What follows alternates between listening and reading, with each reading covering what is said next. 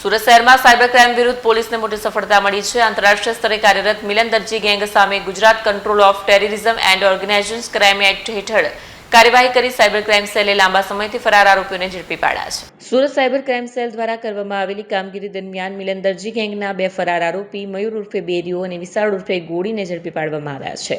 આ બંને આરોપીઓ છેલ્લા 1.5 વર્ષથી ફરાર હતા. તપાસમાં ખુલ્યું છે કે આ ગેંગ ભારતભરમાં અલગ લોકો પાસેથી બેંક એકાઉન્ટ કમિશન પર મેળવી તેમજ સાયબર ફ્રોડના પૈસા ટ્રાન્સફર કરતી, ત્યારબાદ આ રકમને ચાઇનીઝ ગેંગ સુધી પહોંચાડવામાં આવતી. ગેંગ દ્વારા ઇન્ટરનેશનલ લેવલે સંગઠિત સાયબર ક્રાઇમ ચલાવવામાં આવતો. પોલીસે મોટા વરાછા વિસ્તારમાં આવેલી ઓફિસ પર રેડ કરતા મોટી માત્રામાં સામાન જપ્ત કર્યો છે, જેમાં mobile phone, passbook, debit card, chequebook, sim card, સાથ હિસાબની ડાયરી, કોમ્પ્યુટર અને લેપટોપનો સમાવેશ થાય છે. તપાસ દરમિયાન જાણવા મળ્યું છે કે ગેંગ દ્વારા કુલ 1029 જેટલા બેંક એકાઉન્ટનો ઉપયોગ કરવામાં આવ્યો હતો, જેમાં દેશભરના અલગ રાજ્યોમાં 1867થી વધુ ફરિયાદો નોંધાઈ છે.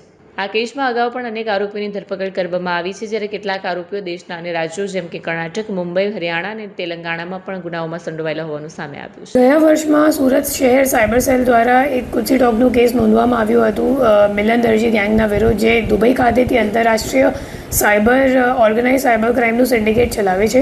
અને આ ગેંગમાં અગાઉ 17 આરોપીઓની ધરપકડ કરવામાં આવેલ હતી અને જે 2 આરોપી છેલ્લા 1.5 વર્ષથી નાસ્તા ફરતા હતા, એમની ધરપકડ હવે કરવામાં આવી ગઈ છે.